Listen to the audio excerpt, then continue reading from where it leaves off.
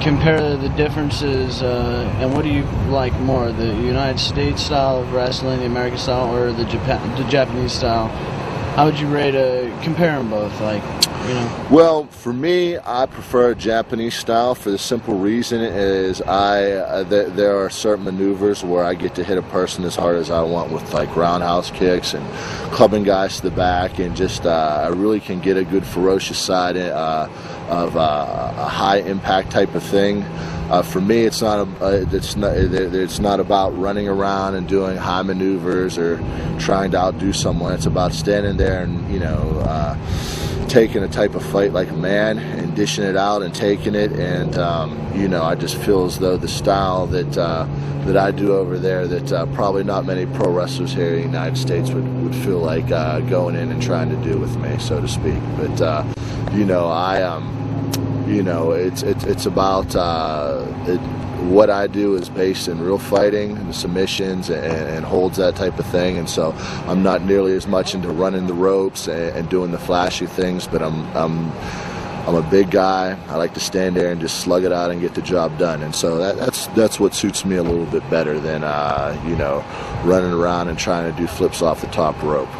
How would you compare like the mentality of a fan in Mexico as compared to the mentality, like the way a fan in the United States acts at a wrestling show compared to the way the fans in Mexico act at a wrestling show? It's so different, and this is why I love this country. I'm from Mexico, but this is why I love this country, because they respect in the United States. In Mexico is so different because they don't have the mind for the wrestlers. Different about the promoters and people, and respect. They respect right here in the United States. And Mexico is different. That was so different. Who do you feel you owe a great amount of respect to? My person who I cherish more in this life is Mr. Antonio Inoki, a legend and a visionary beyond human being. I mean, he's just without words spoken at all, he's an incredible presence, and he's the man who I say I was touched by greatness when he trained me and taught me he taught me to a great amount of respect and confidence for myself, skill, knowledge, opportunity, and took me at a time, you know, without displaying it, never really acknowledging it. Was just, you know, this amazing presence that came into my life. And I have the most love for him. He is the king, and he's just a truly amazing person. I remember that particular moment working with him and being with him for the rest of my life.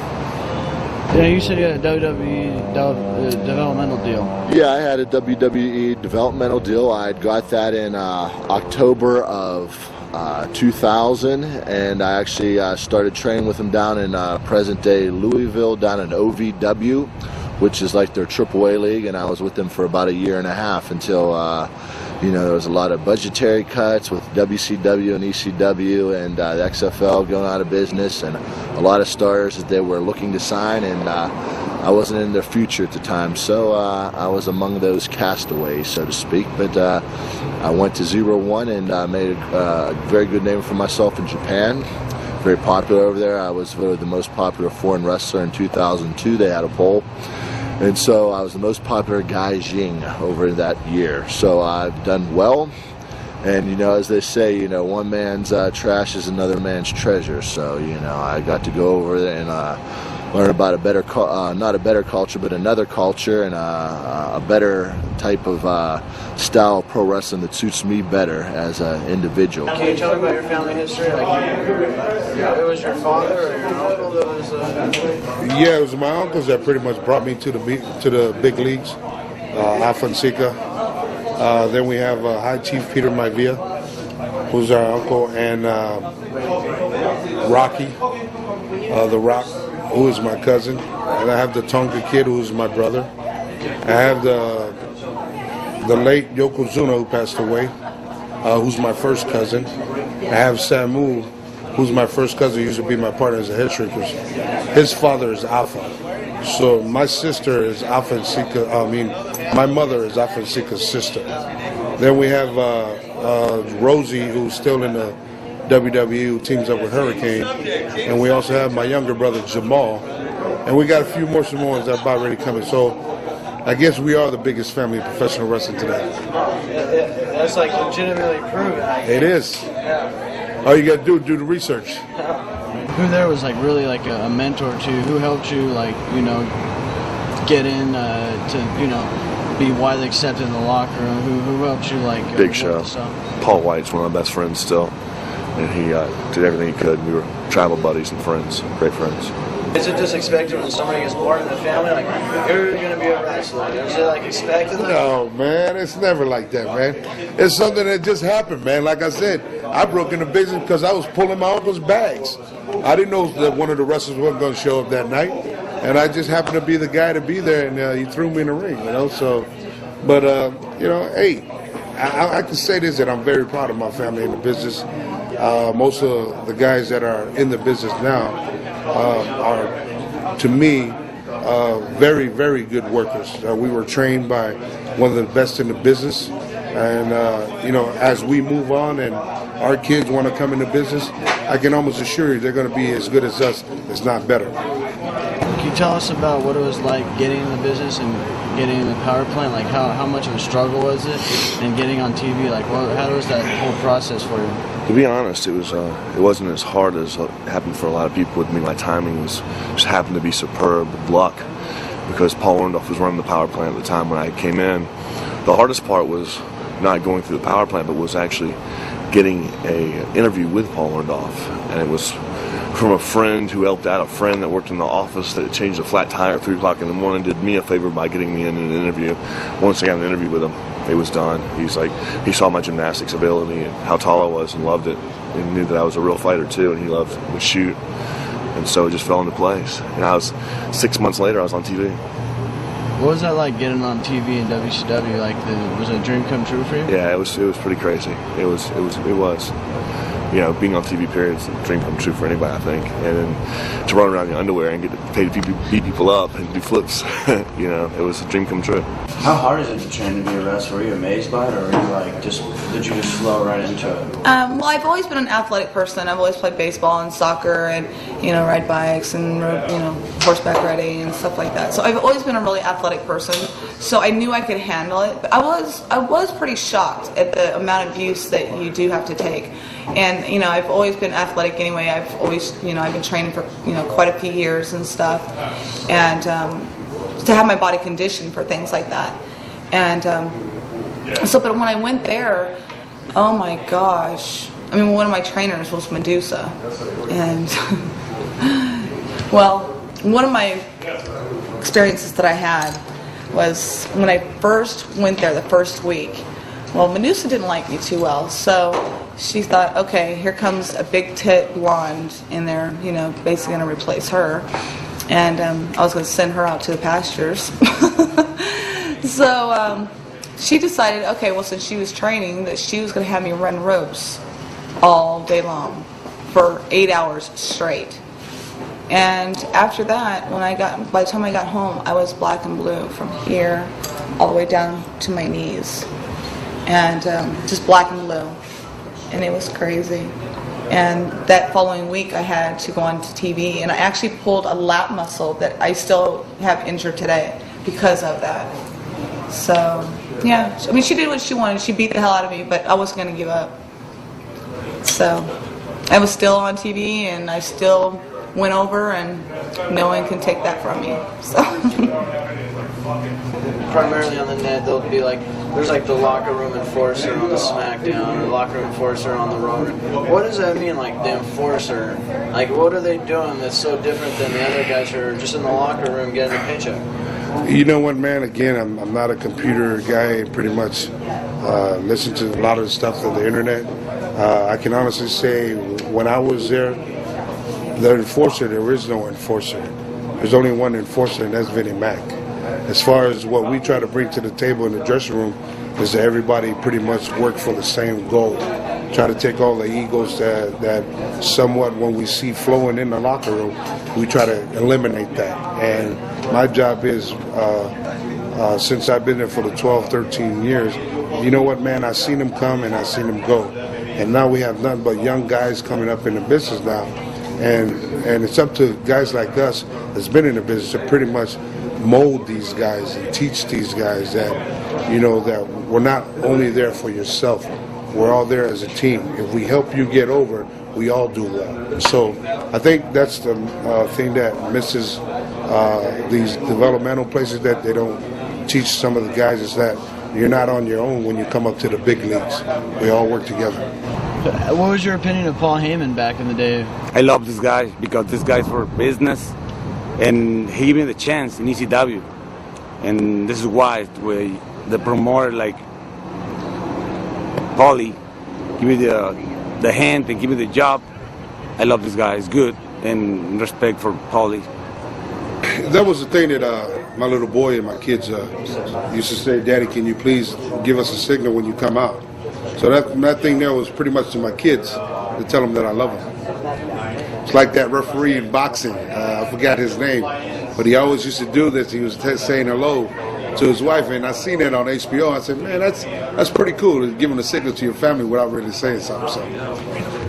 How did you bump into Triple H, and what happened exactly?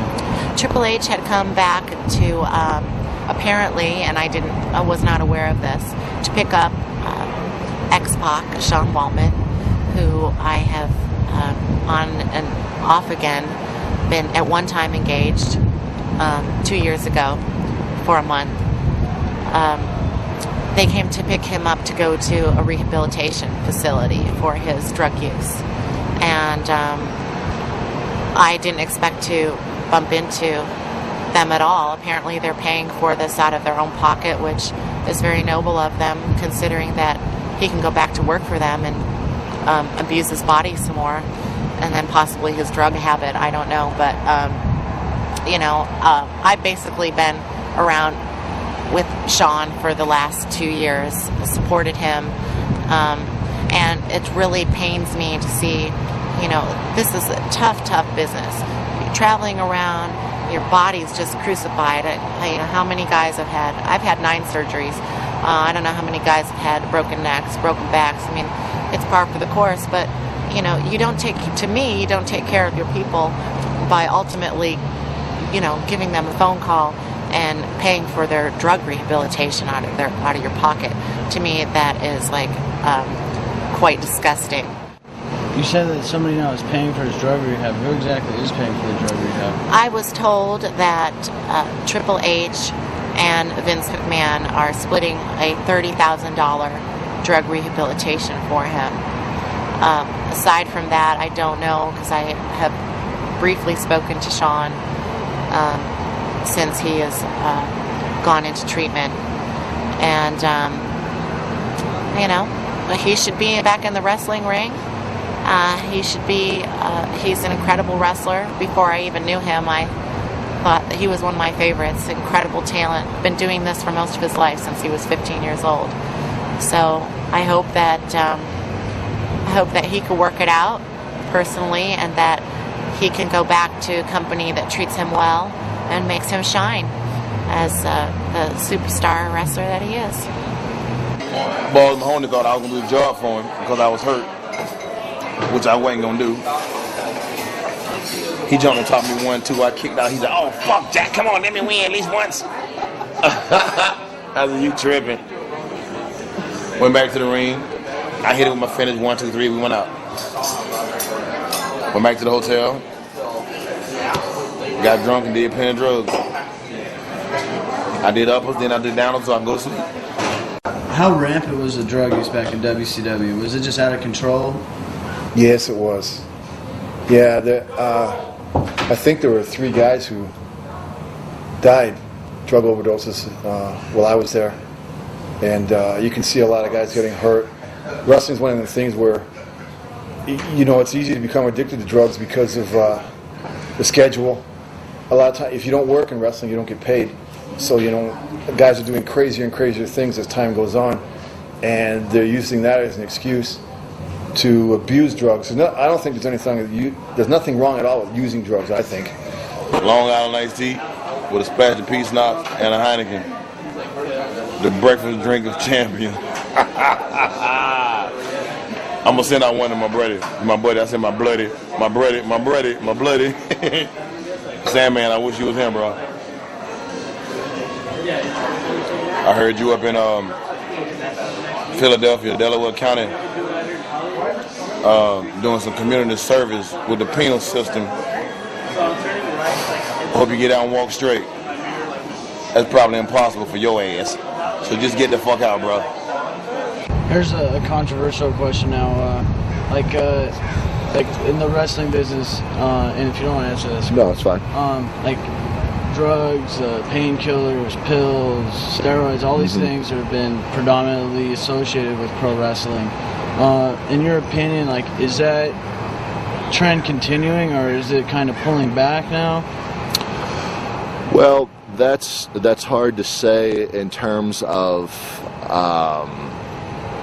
I haven't been up in the WWF locker room for quite a while, so I could not tell you exactly what the trend is there as far as use of those something like steroids. I mean, I would I would assume, I would guess, that there are guys using things that are going to help them keep size on, because you have to understand that the situation they're put in is so competitive, and that they're looking for, be over their shoulder that somebody that might be built a little bit better than them or might be a little bit more ripped might take their spot, and it's, I feel as though that, they're put in a lot of situations to where, there's a lot of, I don't know if paranoia would be the best word to use, but there's that situation to where you feel as though you have to do everything you can to still keep that spot, still keep your spot on the roster, so to speak.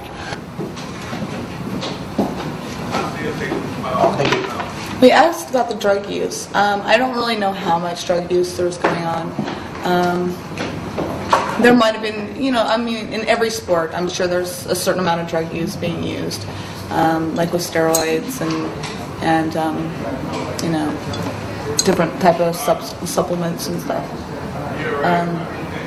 Basically, when they're going through, all the abuse that they take, they're going to have to do some type of drug to be able to handle it. Painkillers? Yeah, painkillers, steroids.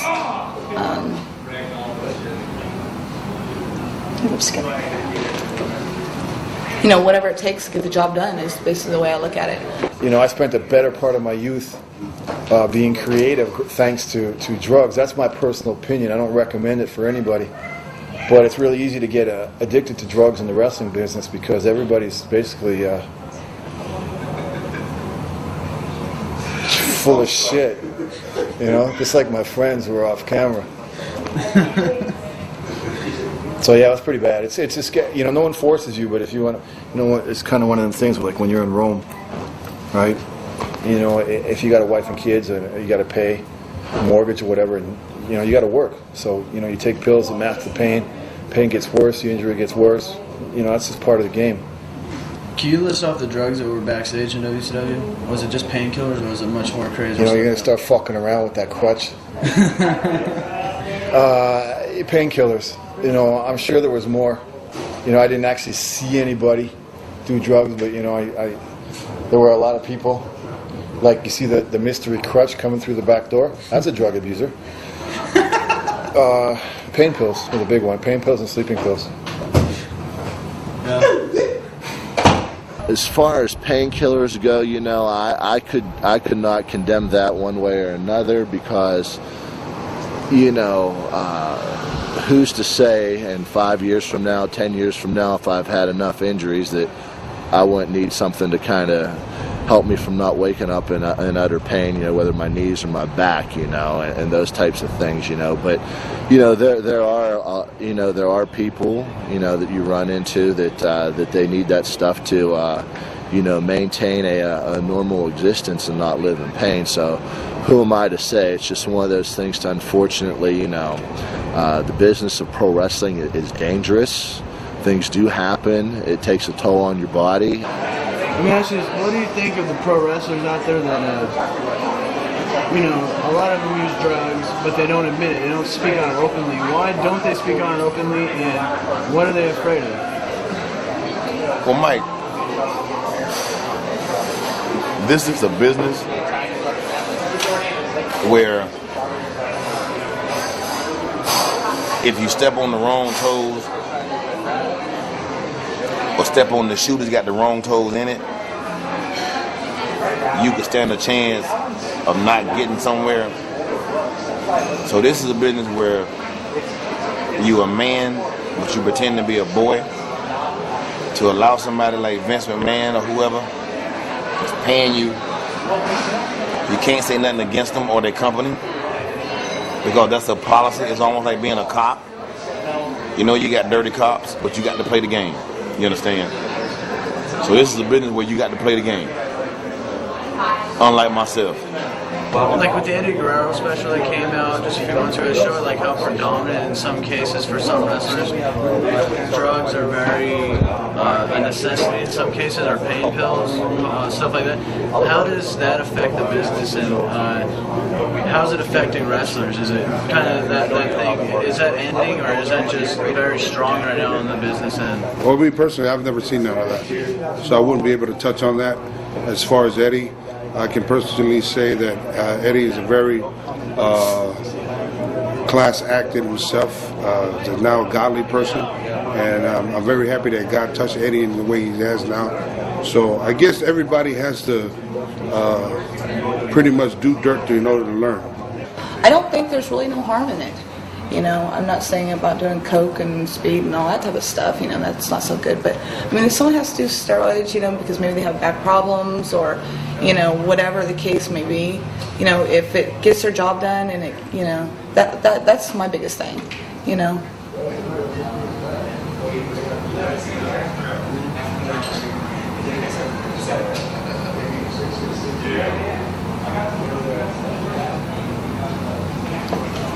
And for their parents, if they want to do steroids for just their parents alone, that's their business. I don't look down on people for that type of thing. I know with myself, I do supplements and things like that to keep myself in shape and look good.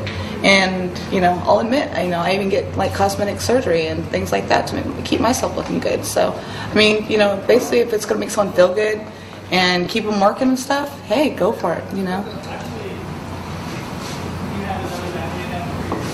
That as long as it's going to be a market that is shrinking, and there's going to be less and less spots, I feel as though that there's going to be more and more guys trying to take advantage of anything that they can get their hands on to try and give them some sort of an edge. New Jack is what my buddy Wildfire Tommy Rich would say is a rebel. You understand? I made a name for myself in this business years ago, and my name will carry on years after I'm dead and gone. If I see it and it's wrong, if you ask me about it, I'll speak about it. Are there drugs in this business? Yeah. I don't mean prescription drugs, prescribed drugs. I'm talking about cocaine and marijuana and crack and acid and uppers and downers and in between. It's all in this business. All right? And the majority of the cats in the business, they do something. They just won't admit it. As far as the drugs and all that, I've never personally seen any myself. Most of the cats in this business know somebody that's doing something, but they won't say nothing about it because they know that if the wrong ears hear it, then they could lose a job. Me, myself, I don't give a fuck. Is it in WWE? Yeah. Was it in ECW? Yeah. WCW? Yeah. Puerto Rico and Japan? Yeah. But they don't want nobody to know. Have I ever done them? I done probably done everything I goddamn mentioned. I don't do it as bad as I did, but once upon a time, I was doing everything. They didn't give a fuck. But it was guys that was working with me that was doing it and would beg me to not tell they was doing it. You know what I mean? It's a list of mine. I done seen everybody in this fucking business almost do something one time or another. You know what I mean? Kind of controversial in the wrestling industry, like the drug use or the pill popping, stuff like that. Like, to what extreme has it gone to? Is it getting more under control, or is it getting more and more out of hand? I don't know. No comment. Where's this going? Where's this? The whole drug situation is out of control. It's gonna always be out of control. You understand? It ain't nothing you can do to stop these motherfuckers. They gotta stop themselves. And most of them stop themselves by dying. When they drop dead, then they ain't gotta worry about it no more. I done lost a lot of cats in this business. And I'll continue to lose them. You know what I'm saying? Because drugs is just a part of the entertainment business, period. That's the best I can tell you on that one, Mike.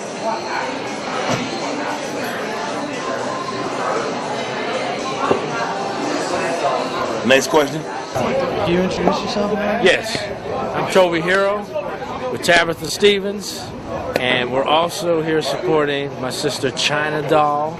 We're going to play a tune for you. It's called Holiday. We actually did it on Howard Stern, and it went over really good.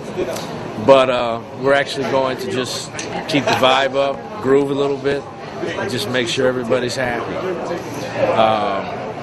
I don't know, you know, we're just doing what we do. We're here to see the wrestlers. We want to see them get down.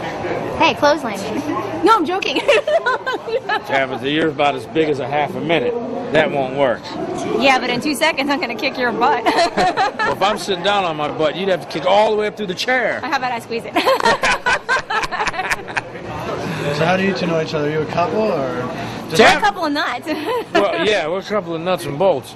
But Tabitha, we actually go back to the Sunset Strip. Rainbow, Roxy, Whiskey, Key Club, all the Hollywood stuff.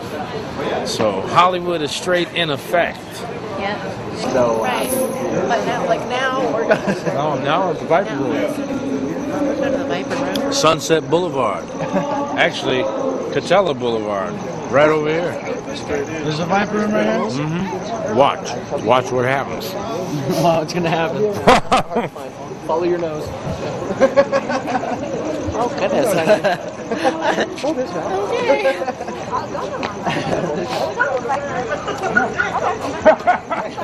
Come on in the Viper Room. I can't go. I wish I could. I gotta stay here and shoot okay. footage. I'll get footage of you guys driving away, though. If you put down the top, that could be a nice shot, but that might take you a lot of time. Viper Room. This is it.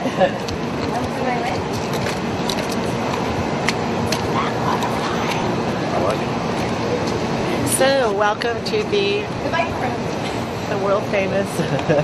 Girl, come on over. Come on, don't be shy. Don't be shy. Don't be shy. Step on up. Step on up.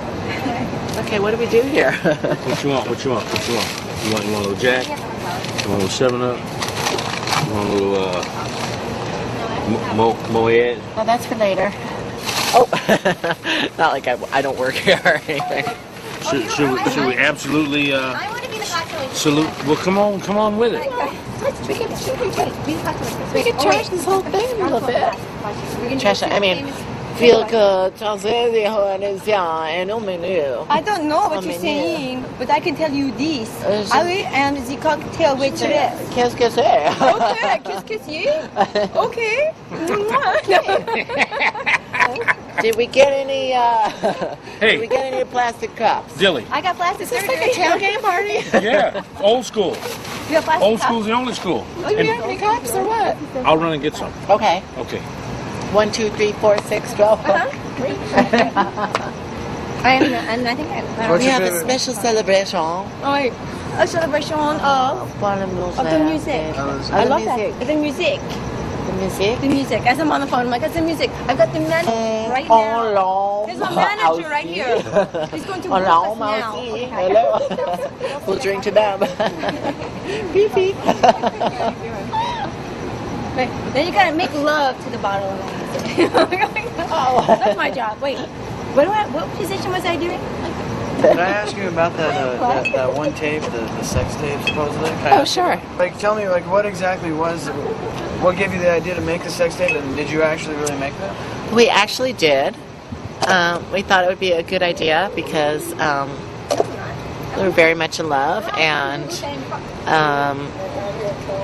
it was kind of silly and fun and intimate, but neat at the same time. So what a personal issue kind of became, we were like, this is great.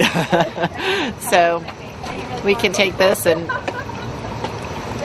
share it. It's kind of funny because sometimes your personal life is so out there anyway that we decided to go for it and let people see it. So, like, whose idea was it? Was it Sean Waltman's idea, or your idea? It was actually my idea. And Sean was cool with it? Very cool with it. Like, is he still cool with it? I would imagine so. What, are you guys still dating, or is No. it? No. So that's pretty much a thing in the past now? That's a thing in the past. So it's hard that way, but because, it was all out of love and it wasn't like a gimmicky thing, I'm more than okay with it. We're having a tailgate celebration. I can work on it just a little bit like this. We need. How did you break your leg? What happened with all that? It was just during a match. It was a freak accident. I basically went to turn around. My foot stuck in the mat and my whole body turned. And the bone just snapped. It was, after all the crazy bumps I take and flying around and getting hit with chairs and going through tables and all that kind of stuff. And I basically just went to turn around and I broke my leg. So it's one of those things, I don't really do drugs. I stopped doing drugs. Don't recommend it. It's not good. I've been injured a lot, I know that, especially me being with Major Guns. I was a baby's base, and so everyone always wanted to gang up on me, especially all the girls. There was quite a few times when, in fact, there was this one time I had a match with one of the girls, Paisley, and her and I were supposed to go at it. And she was supposed to do a backflip, and she was supposed to kind of give me an elbow after she landed. And, she didn't land and elbow me, both of her feet, which the backflip, both of her feet landed right in my chest. So I hit the turnbuckle, and down I came and hit the mat, and I was just gasping for air, and I thought, oh, God. I have had countless injuries. Broken rib, broken foot, broken hand,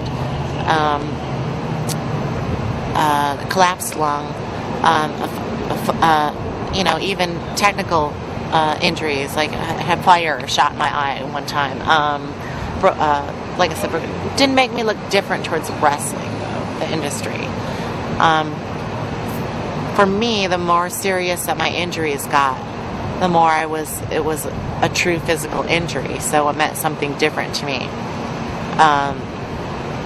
But no, like I said, I think the thing that has disturbed me the most is the care of the injuries, and what types of injuries now maybe that the guys are getting that don't need to be there, for their own, for acknowledgement or for a spot or something.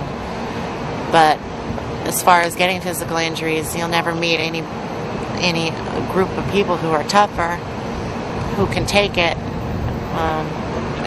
When you're an athlete, you always have injuries. Oh, relax, Wwe. Trying to move. I know. Yeah, he's printing pretty good. Okay. You need someone to tape you up, right? Yeah. I'll tape you up. I'll tape you up real good. Go ahead and just relax and keep it up a little bit for a while. Okay? Put your shoe back on. How about this? Come on, man. Twat, I clung to you. It's not my fault. I'll figure it out later. Like I said, just relax it. You'll be okay. Just, if you have any more problems, let me know. All right. So I need you to take me up right now. I will take you up. Literally, I will come back. I'm ready when you're ready. Oh, whenever you're up. I'm going to get dressed. What happened to your ankle? This was an old injury that I've been working on. I sprained it in South Africa probably about 2 months ago. And it's just one of those things that one of those injuries, if you don't lay off of it, that it keeps on coming back. And in our case, you get hurt and you're still working. You know, you never really want to take time off when you're figured in. The good thing about it now is they have trainers now.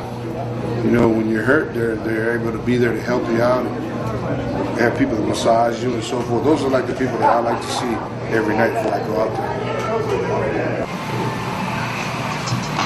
Yeah, exactly. You could talk to him after that Spencer. It's easy. If you would listen to right now, if you look at a billboard right now, look at every billboard, what stuff can you hit right now? Why do you gotta do it? It's easy. Listen to them. You know, if you just became fun, I like that. I like that. You're not making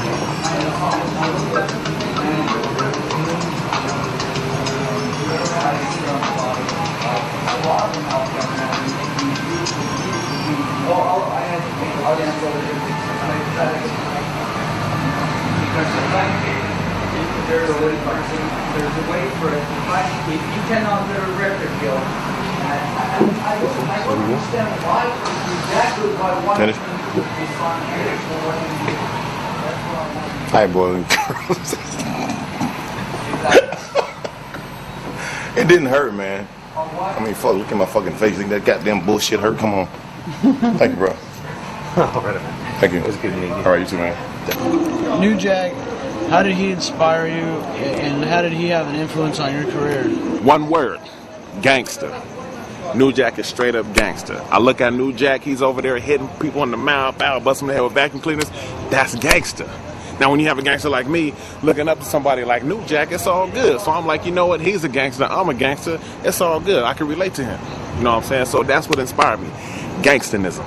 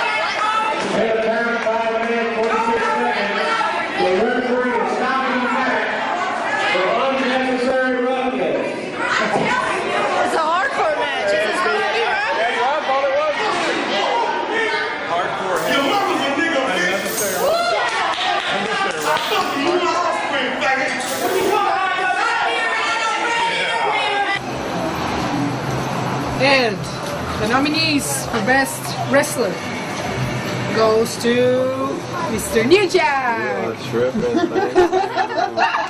do my thing, you silly woman.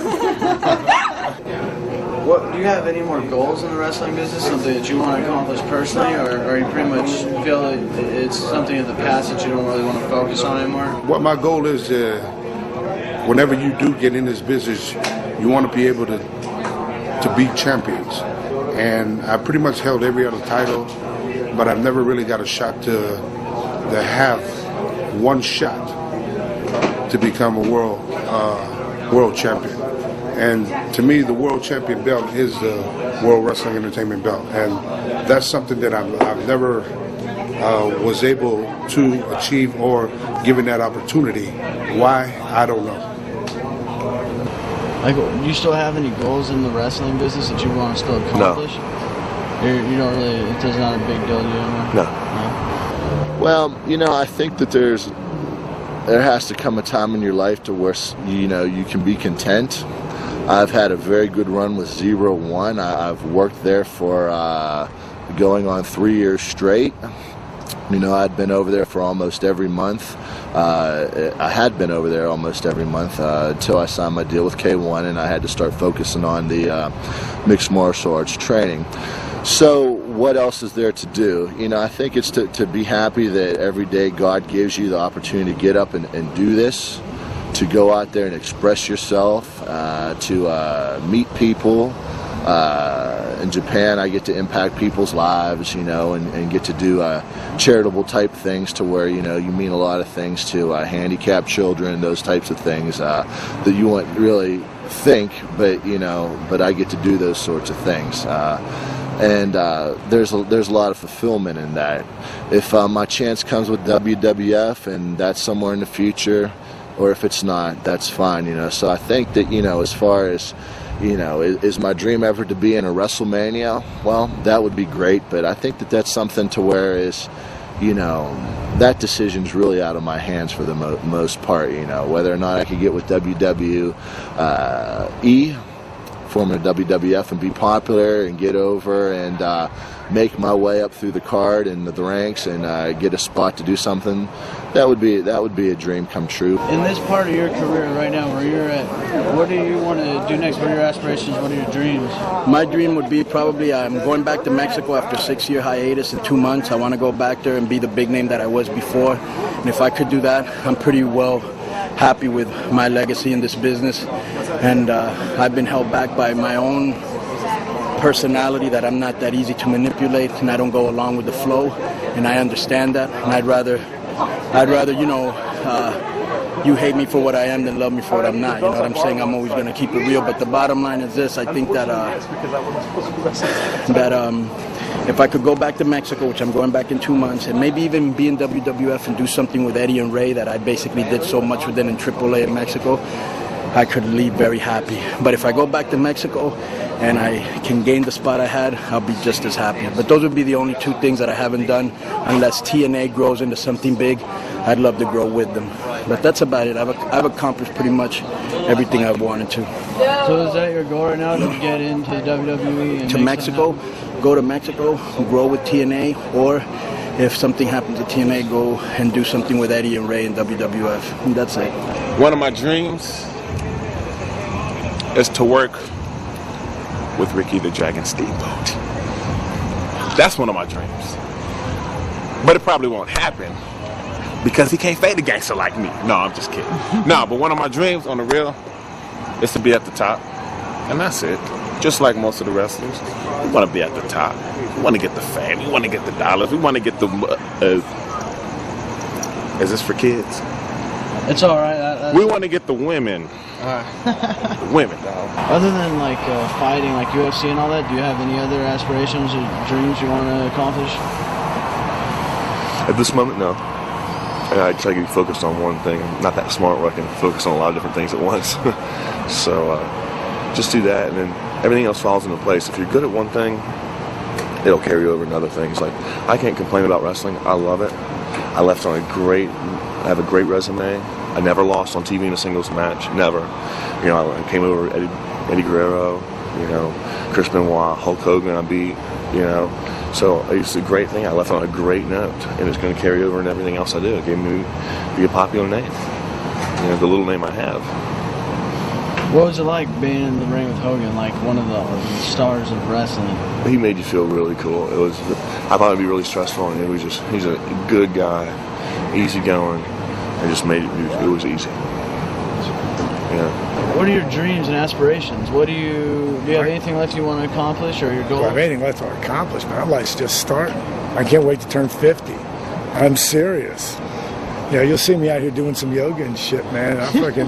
I'm right now. I'm writing a book, Yoga for Regular Guys, which is hot tits and ass meets yoga with regular guys. It's sort of Yoga Meets the Man Show. I got an infomercial, same thing. I'm pitching 4 TV shows right now. I just got done doing a movie with Rob Zombie where I play a guy named Billy Ray Snapper. It's called Devil's Rejects. It'll be out in January. I have any dreams and aspirations, man. I live them every day. It's about $1 million home in Playa Vista. You know, so which in this town ain't a lot of money, but still, you know, I'm enjoying life to its fullest. There's, you know, body's a little bit sore, but I always say I never had a bad day in my life. A few sore ones, too many sore ones. I'm doing this again. Go out there, see how my body feels. That's all. Bang! Probably the odd man out. Would you sign my shoe? Gotta be different, right? Yep. Why would you want to take that picture with a belt on? Thank you. There you go, kid. Let me ask you, what are your dreams in the wrestling business? What do you want to accomplish? Wow, it's one. Maybe not. Maybe yes. It's New York City, in the middle of the arena. It's crazy, you know. Madison Square Garden? Yeah. Yeah. That's where you want to be? Yeah. This is one of my dreams. This is my dream. Just my dream. Vakken 7? Get a different angle. Before everybody's on now. Like way different. Who's gonna open on his head for the ladies? Am I gonna get in trouble? I'm good. Am I gonna get fired? Hey, as long as you don't tell, I won't tell. Huh? No, I know, but that is down the street. Is he driving home? Cuz. What's up, cuz? I got Did you guys get that one? Tabby? You're not going to do the LA? Not no, right because he opened that. Duh. Wait, now I need to get more then. All right, I'll do some vodka then. Okay, and what? 7? No, straight up. All right, let's go. Are you seeing a little bit? Remember? All right, hold on. All right, everybody? All right, you're going to cheering. Take it easy, I'm Allie. still on the phone, everybody. I just want you to know it's our manager. Cheers. Here's cheers. Wait, cheers, wait. big ears. Good night, everyone. Yes. That's right. Yes. Come on, Salute. come on over. I'm going to make the throw up big. Oh. Ugh. Damn. Ooh. Oh, sucky. Thank you. You're like, yeah. Anybody for a mixer? No. Oh, look Yeah? at it. Oh, where'd you go now? Oh. Are you there still? Oh. Oh. Oh. My whole face. Oh. Yeah, because then he laughed. Oh, wow, that was really hard. I'd just like to say God bless her. that although I was made in the USA, I'm sure you would all rather be in China. So I was made in the USA. I'd rather be in And of China. course, we did have an offer from Prince under the label of formerly known as for a vagina record. I'm a sex shooter. I can't sing. Bologna. What's that? What Bologna. Sometimes it goes right out your nose like orange juice and milk. Okay, go. Wait, cuz? What? All right, guys, we have to go to the after party. It Yeah. goes till 6 in the morning.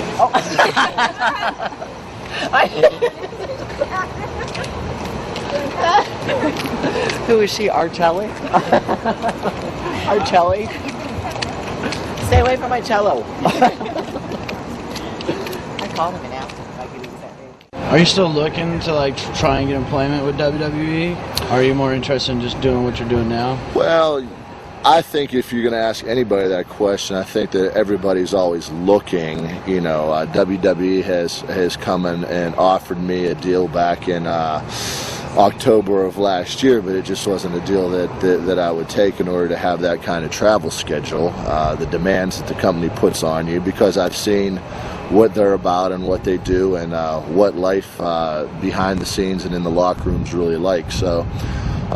But I think anybody, as far as that's the golden carrot, so to speak, that's the big game in town, the United States, and that's still a great opportunity to make a good bit of money. So I think that anybody would always want to get back with them, but under the right circumstances. For me, I don't see the right circumstances there. You know, I have a good deal to do fighting about every 3 months for K1, and I can do all the pro wrestling I want in between for anybody that I want to do. So I'm a little bit more my own man, and you know, Vince doesn't own me and doesn't own every aspect of my being, so to speak. And so, but you know, for the right money and the right situations, I would consider it. But as of right now, it's not something that I'm really that concerned about.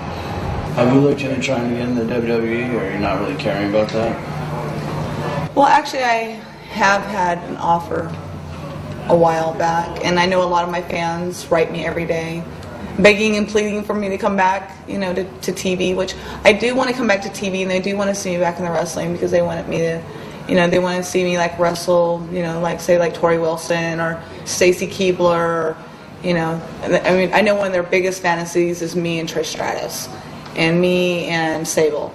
I think that's one of their biggest fantasies out there. But to be honest, in the amount of time that I've been out of, like, you know, away from WCW,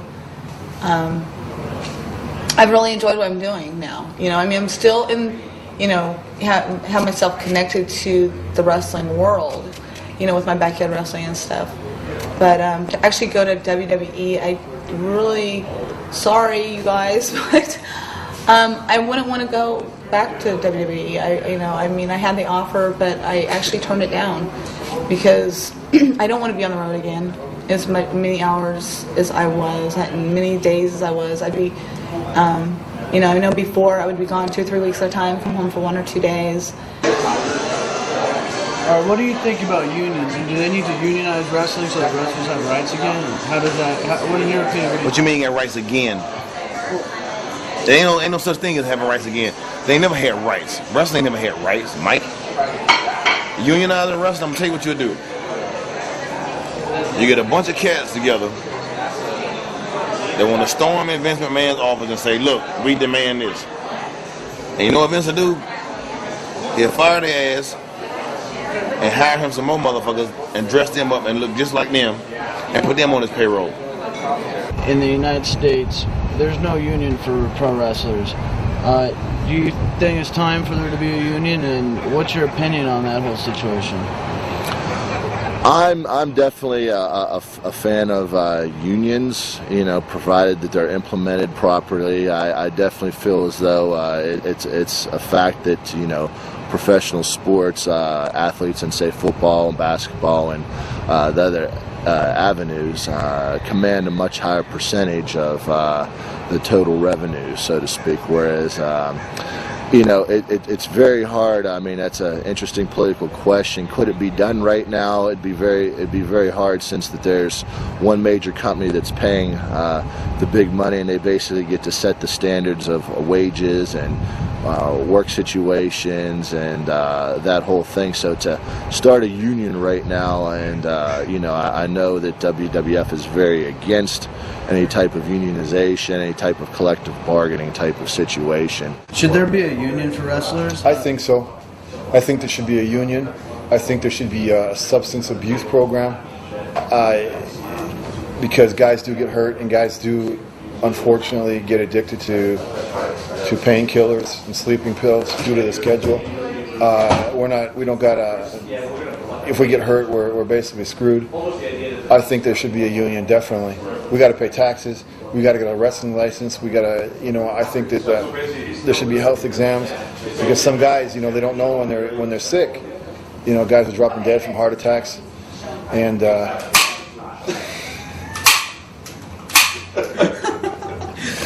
guys are dropping dead from heart attacks, and or they get an injury. I think there should be all kind of things like that, a union and counseling and stuff like that for pro wrestling. Wrestling, you never see it unionized. You know what I'm saying? It just don't exist in this business. There's no such thing. That's a great dream and a great wish, but it'll never happen. It will never, never, never happen. Because in this business, you can be offered $1 million contract, but there's always a clause to it.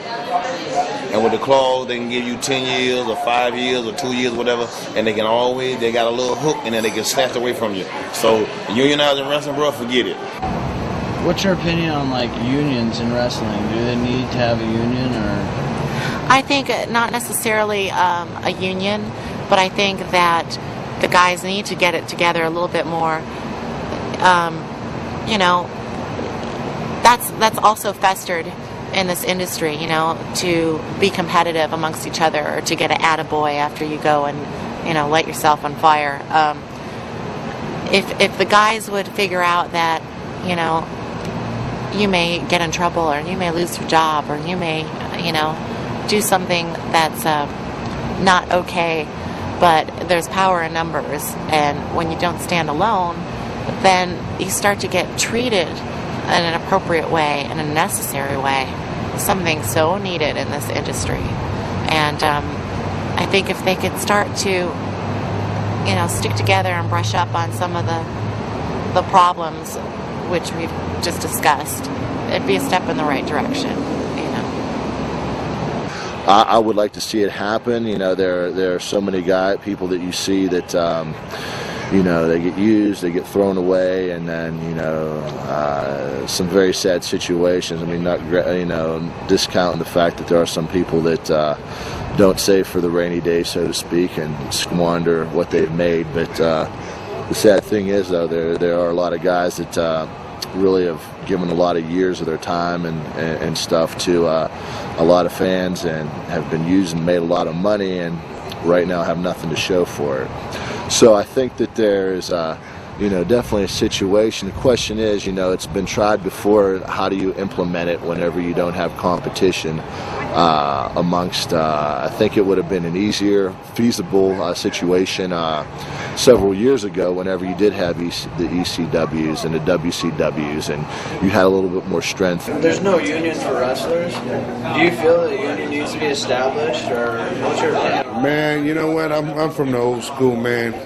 My union, there is, I don't even, I'm so used to just not having a union. Coming from the old school, you just take care of yourself. And now they're giving stuff as far as developmental contract for guys that go train, the guys that go work out. So, I mean, and back in our day, we didn't have that. So I guess it would be good to have a union. So it's a good idea to unionize, but I mean, fuck. If Vince McMahon says, no, I don't want you to union, I'm not going to have that shit in my company, and he fire your ass, then where you going? TNA? Yeah, right. TNA is now a Disney attraction. Fucking A. Alright? TNA is now considered a fucking Disney attraction. That tells you how goddamn far they going. You can't go to Puerto Rico because I'm there. And everybody I don't like come down there, I'm going to kill their ass. You go to Japan, get the fuck beat up by them motherfuckers, so now where you going? You know what I'm saying? I'm that bad dream that always comes true. Unionizing wrestling? No. You'll be like that motherfucker, what was the one they did? They said they buried in the goddamn end zone in fucking the Giant Stadium? The Mafia guy. Not Gotti, the other motherfucker. I don't know. He was a unionized motherfucker. Oh, okay. Anyway, you see where they found him? They didn't. Unionizing wrestling, that's like trying to mix oil and water. Oil and water. Forget it, it will not mix. The industry, I think, is shrinking. You know, there's not as many spots for people to be had and everything, and there are a lot of people up there just thankful to have a job.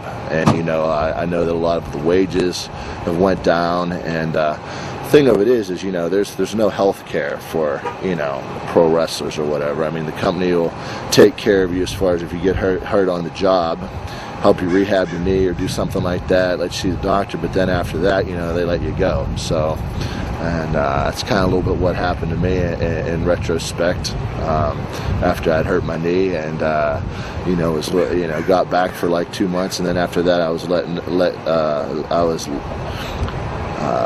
let it be known that you know, we're not going to renew your contract, so to speak. But you know, there's no bad animosity. It's business. There's a lot of things I know that went into the decision. How can the wrestlers go about creating it? Well, really, I don't know.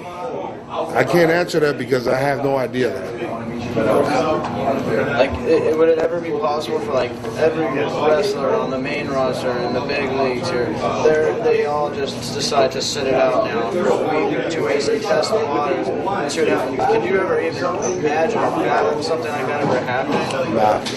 And if it did happen, all the big promoters would do is just build new stars. How can wrestlers go about establishing a union? I have no idea. I think that it's so corrupt and so political that I really think that wrestling would have to stop and restart. I think it's so far gone. You have no idea of the politics and big companies. You know, there's millions of dollars being made. Yeah, it's almost like prostitution. You know, until you make money, and once they're done, I mean, there's a new face. You're out the door. You know, it happens a million times, and it's sad, but that's business, right? I mean. Well, let me ask you this now. Let's say Vince won't let people unionize, all right? What can he do for the wrestlers, like paying medical bills, doing simple things like that a union would offer that he doesn't already offer? What can he offer now that he doesn't already? He wouldn't have to unionize, but it'd still be a better. They get their bills paid when they get hurt. Do they? Any company. I mean, fuck, if I go out and get hurt for a fucking company, on the indie circuit, they pay my bills. They don't have no goddamn support program where, I mean, you know, there's been a few guys that got paralyzed and got hurt or whatever in WWE and other companies, and they pay for them. Luckily, when I lost the sight of my right eye, I had insurance, so I get paid for that. But a lot of the guys don't have that. They didn't have that then, they don't have it now. Okay? With your contract, you make your demands before you sign your contract. If they'll agree with it, if they think that you're worth the dollar, then they'll offer you everything. If they don't, then they won't. So you got to step up to the plate and try to make your own calls. If you ain't worth shit, you just go with the program. You become what they call a utility guy. They make you out of what they want you to be for that moment. And when that's not over anymore, then they'll change your name and then make you out of somebody else. Unlike New Jack, I've been New Jack for day one. When I quit, I'll still be New Jack. I would like to see it happen, though. You know, I think that you know, there needs to be some sort of protections put in place. You know, it's not to rake promoters over the coals, so to speak, or take advantage of any situation. But I think it would be good if there was some safety nets, or you know, a little bit better standard of living, some things that were provided that's within reason. But like I said, it's been tried before, and usually those people that try it don't end up having a job for too long. So, you know, it's just one of those things to, you know, hope for, but it's kind of hard to say if it'll ever happen. I'm not here to make any friends. I don't want to make friends. And, you know, 20 years into the game, I don't think, you know, people who don't like me in the business aren't going to like me now. And, you know, I've been very controversial. I've said a lot of things, and I've done a lot of things that I don't regret, but I should have thought out better.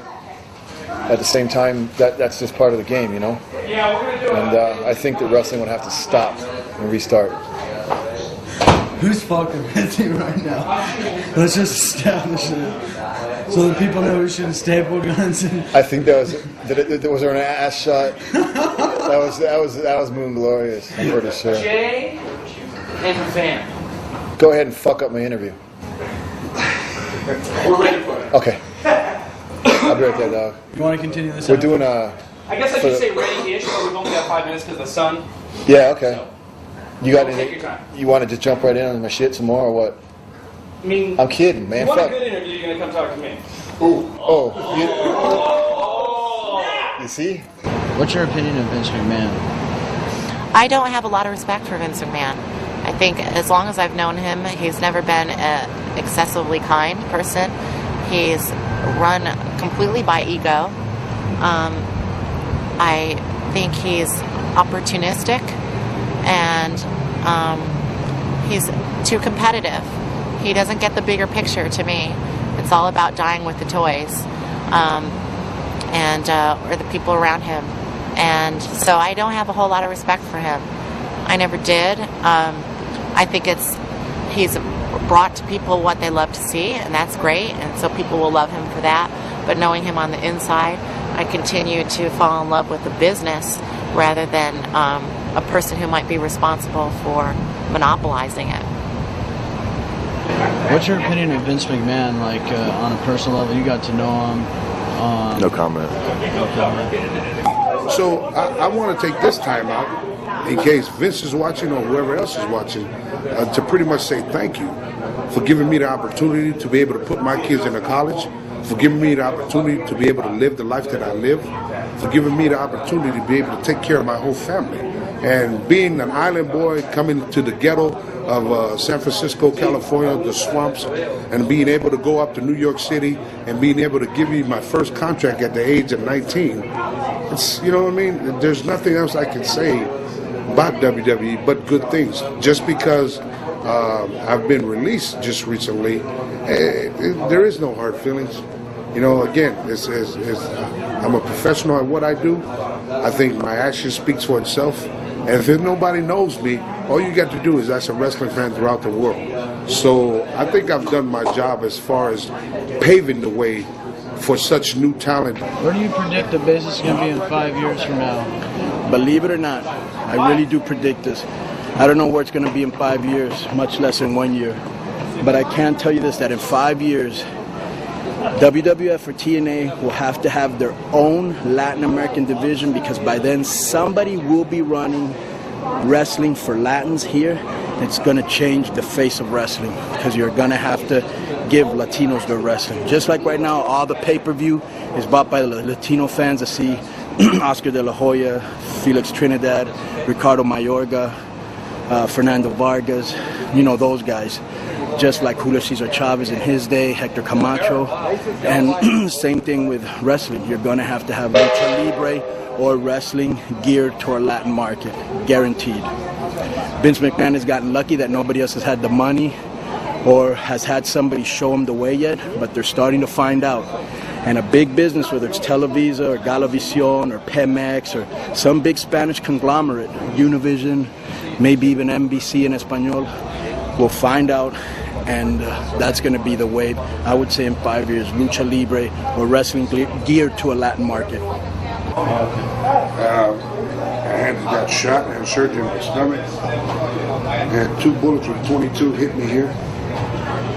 Can you tell me about that? Like, how did that happen? Was that a drive-by or what? Yeah, it was a drive-by, and back when I first started my career in 1987, 86.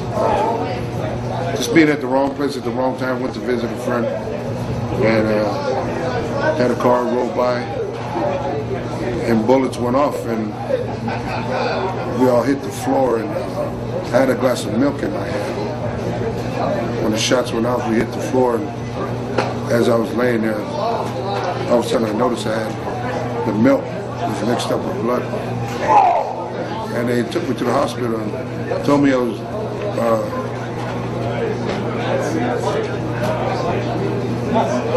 was riding towards the hospital.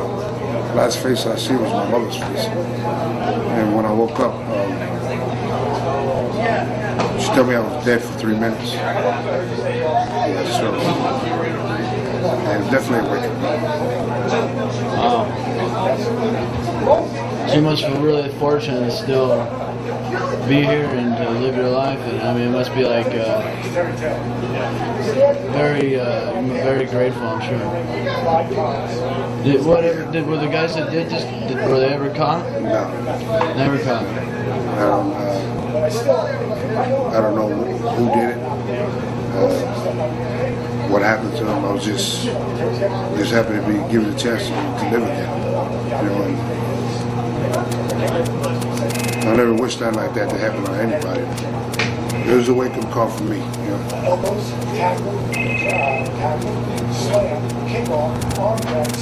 Hello?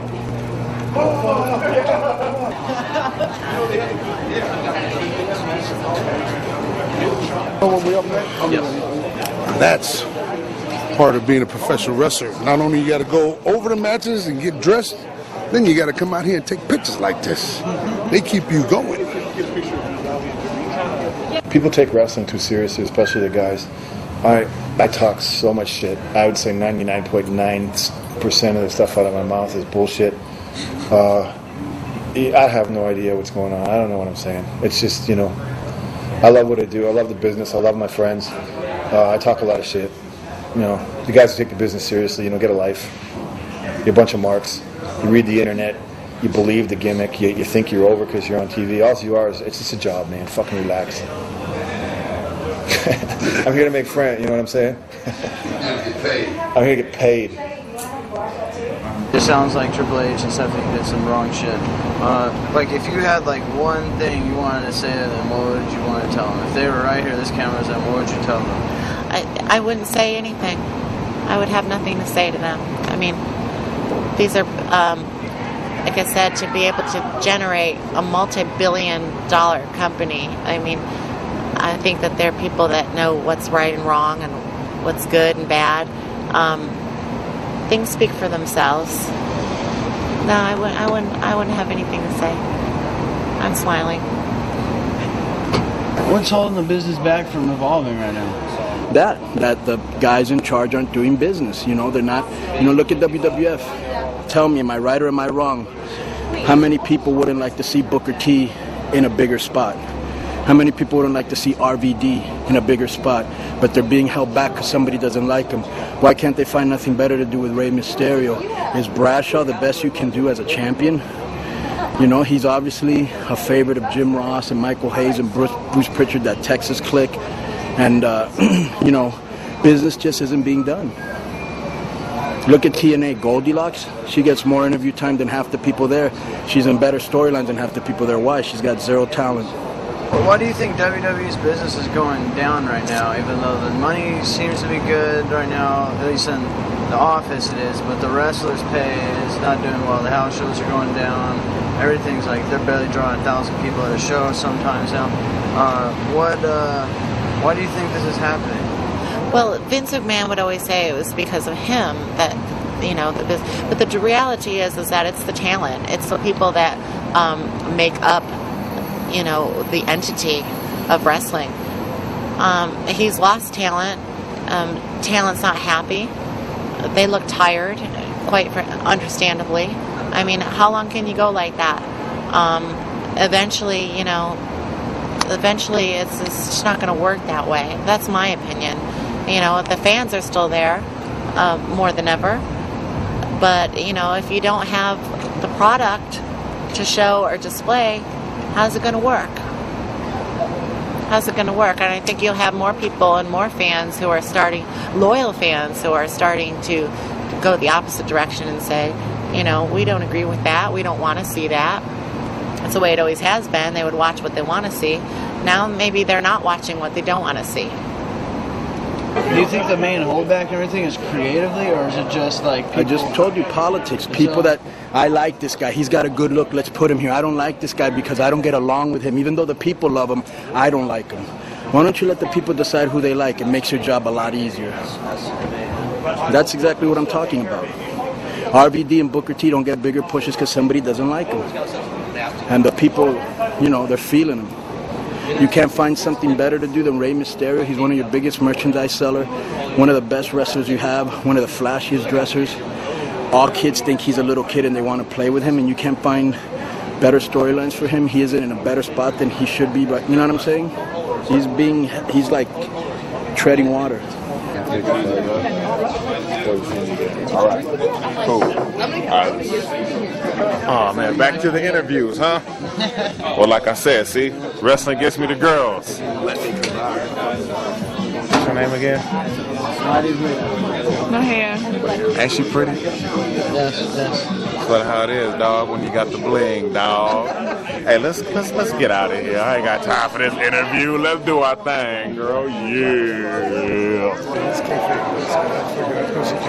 Get that thing out of here. New Jack is the originator. You understand? These niggas is motherfucking imitators. So you know I don't take second seat to nobody. You know what I'm saying? I've been doing this. You know what I mean? I'm the original gangsters. Them niggas the original pranksters. They can't fuck with me. You know what I'm saying? They got me like having sex going up here. They got me fucked up. You know what I mean? So it don't mean shit to me. You know what I mean?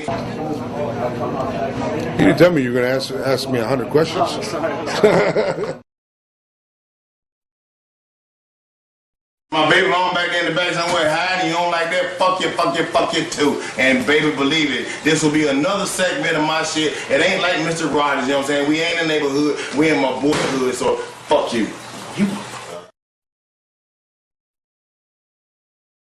Thank you and sorry for my English. That's it. Thanks, bro.